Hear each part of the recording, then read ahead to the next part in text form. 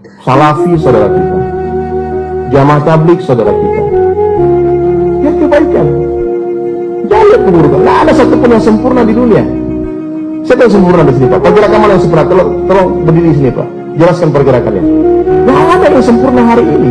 Kita terpisah 1400 tahun dari Rasulullah Sallallahu Alaihi Wasallam. Ada orang kajian hebat, Salafi, kajian dahsyat, menyelidiki hadis-hadis sahih. Kita perlu ini dalam Islam. Orang yang menjaga kemurnian hadis Nabi Sallallahu Alaihi Wasallam. Ada yang otentik. Ada Jamaah Tabligh kerja yang ngajak orang gila masuk masjid, ke diskotik, ke kafe, preman-preman, tukang bacok. Ini kiai nggak bisa buat Pak. Ustaz nggak bisa buat, nggak berani Pak. Kalau saya nikah saya bukan ustaz, maka saya nongkrong saya di kafe. Kalau di Bali itu saya kan di Bali tinggal. Hari-hari Pantai Kuta saya pakai kayak gini aja. Saya nggak ngomong agama. Saya cuma jalan saja. Kadang-kadang orang ikut di belakang. Saya lagi jauh nih keliling dengan teman-teman. Tiba-tiba ada bule 4 orang ikut di belakang. Ikuti kita jalan sampai ke masjid. Sampai di masjid ditanya, "Hey brother, kamu beli pakaian tuh kayak di mana tuh? Baju tuh kayaknya asik gitu." Pasti kamu pakai baju tuh dingin ya katanya. Angin-angin gitu. Iya, longgar. Soal kenapa? Ini cara pakainya. Bukan orang Islam aja Pak. Yesus baju kayak gini Pak. Dia tahu. Ada kerja bagi-bagi tugas Pak. Bagi-bagi tugas. Ada tugas yang bisa kerjakan orang tabligh. Datang ke rumah. Berani Pak? Tutup rumah orang Pak? Nggak berani Pak. Orang tabligh sebut tinggi apapun tiang rumah orang Pak. Setinggi apapun pagarnya dia gedor Pak. Assalamualaikum. Keluar orang. Halo kamu. Assalamualaikum Pak, maaf Pak, kita saudara Pak, karena kalimat la ilaha illallah Pak. Udah, sunnah ya Allah, makasih ya Allah, makasih. Ya Allah hidayah, ya Allah hidayah. Itu tabligh spesial. Anda tanya hadis nggak ngerti mereka, kecuali ulama-ulamanya. Mana kok? Kelebihannya di sana. Dia carikan guru, kalau kata guru kita Ustaz Nuruddin Al-Banjari di Bogor. Kerjanya orang-orang tabligh itu mengajak orang dari neraka ke pintu surga. Kerjanya para ulama, orang-orang ahli ilmu mendorong orang dari pintu surga ke dalam surga. Nah, kerjasama Pak ya. Jangan antum lagi satu nyalahkan kamu ngapain keluar-keluar. Kalau antum nggak bisa keluar sebagai orang tabligh, bantu orang keluar minimal dengan doa. Ini dakwah. Dakwah itu bisa dibuat dengan segala cara. Profesi kita, orang kantoran dakwah di kantor, petani dakwah di sawah, pedagang dakwah di pasar. Seniman-seniman dakwah dengan karya-karya positif. Jangan dihujat juga Pak. Gak semua orang bisa bernyanyi. Kemarin saya ketemu kawan di Bali, tukang bikin tato Pak. Siapa namanya lupa. Saya posting itu di Facebook sih. Tukang bikin tato full badannya. Dia mu'alaf masuk Islam. Saya tanya kenapa kamu masuk Islam? Dia bilang saya masuk Islam pertama gara-gara mendengar syair lagunya Tombo Hatinya Mas Opik. Itu syair Pak, Mas Opik yang bikin nadanya, tapi liriknya Sunan Kalijaga yang buat tuh. Ternyata kalau kita berkarya dengan niat itu hidayah, itu dakwah hati mulia, orang bisa dapat hidayah. Ulama berdakwah dengan dalil-dalilnya, dengan hujahnya. Mujahid berdakwah dengan pedangnya, muazzin berdakwah dengan azannya. Tukang pijit berdakwah dengan pijitannya. Saya pernah ketemu satu orang tukang pijit refleksi hadir mulia dapat hidayah. Gara-gara apa? Kenapa kamu dapat hidayah? Saya mijitin ustadz itu katanya. Banyak orang saya pijit kalau dia kesakitan dia tidak aduh. Tapi giliran ustadz itu dia kesakitan dia bilang Allah. Saya bilang saya pengen belajar agama habis itu tuh. Setelah itu dia mijit setiap bijak orang dakwah Pak. Tak kalau sakit ucap Allah Pak ya. Allah. Dia dakwah dengan pijitannya. La ilaha illallah.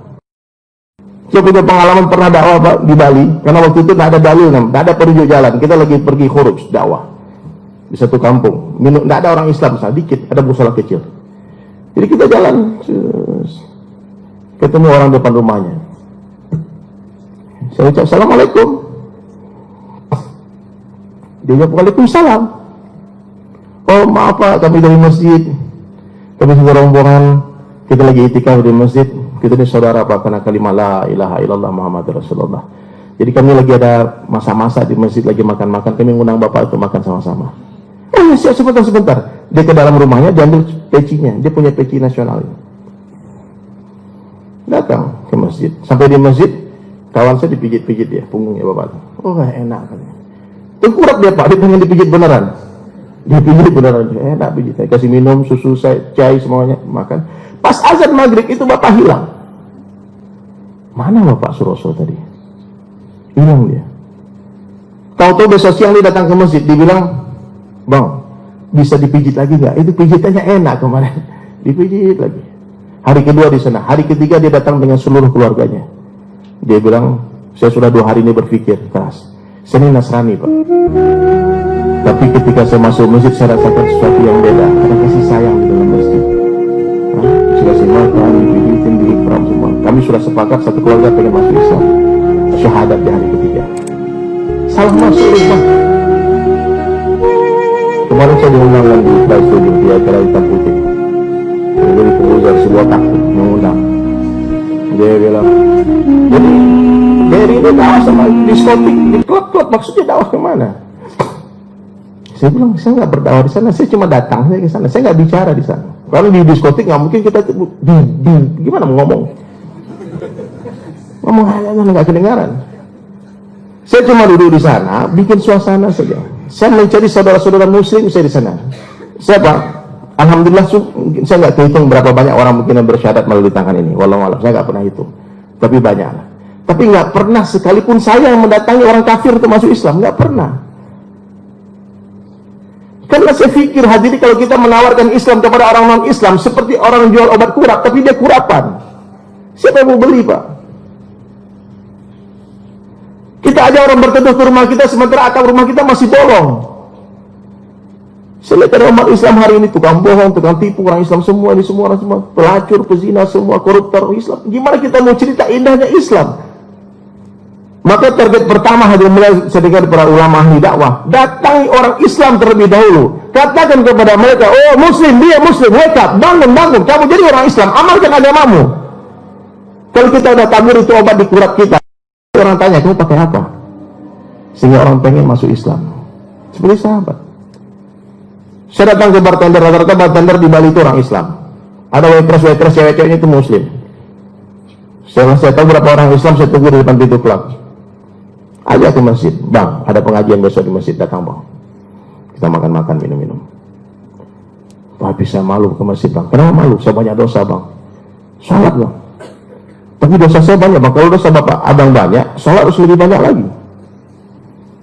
Tapi saya nggak pede, malu saya sholat, bang.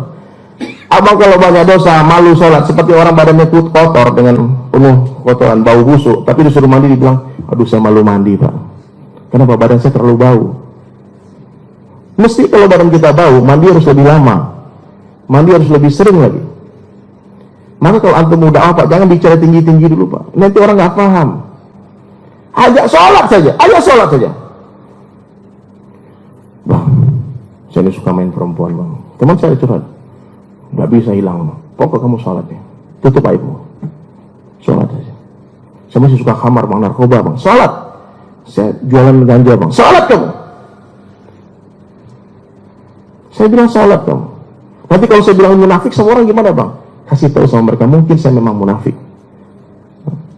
Saya doakan ampunan untuk abang dan ampunan untuk saya. Tolong doakan saya. Tapi sholat saya, itu urusan saya dengan Tuhan saya Allah. Tidak ada hubungan dengan satu orang manusia pun.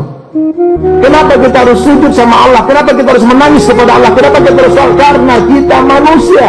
Kita tidak sempurna, kita banyak dosa, kita banyak salah. Jadi yang hadir di sini semua pendosa ini.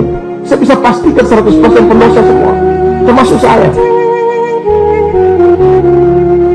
Kita punya syahwat tiap saat dengan maksiat. Meskipun dosa kita beda-beda, sama dosa. Tapi mentang-mentang dosa kita nggak sama dengan dosa orang lain, lalu kita merasa lebih baik. Dosa lu nggak keren, bro. Dosa gua dong, mantap. Enggak. Nih ibu-ibu lihat temannya belum pakai hijab. Ibu udah pakai hijab syar'i. Wah, gede hijab. Kau nggak paham agama. Itu tidak berhijab. Satu dosa teman kita Allah perlihatkan di mata kita. Tapi berapa banyak dosa kita Allah tutupi. Jangan ada gara-gara hadir mulai dosa kita berbeda lalu kita merasa lebih baik. Saya berpegang kayak gini bukan berarti saya lebih baik, karena dosa saya banyak. Saya berharap sama Allah mudah-mudahan dengan cara berpakaian yakin ini diejek-ejek orang, dimaluin orang, nanti masuk surga. Kan Nabi berjanji, man ahya sunnati faqad ahabbani wa man ahabbani kana ma'itu jannah. Siapa yang menghidupkan sunnahku sebab dia cinta kepadaku, dan siapa yang mencintaiku bersama-sama denganku di dalam surga. Siapa yang masuk surga? Ilmu tidak ada. Saya bukan ustaz, Pak. Wallahi saya bukan ustaz. Bukan. Itu ayat-ayat yang itu lama saya hafal itu. Wah, ini lama hafal itu. Ini ustaz-ustaz banyak di sini beneran, ustaz beneran. Tapi mudah-mudahan dengan pura-pura jadi ustaz nanti jadi ustaz beneran. Amin. Kawan saya pura-pura jadi baci, jadi baci beneran.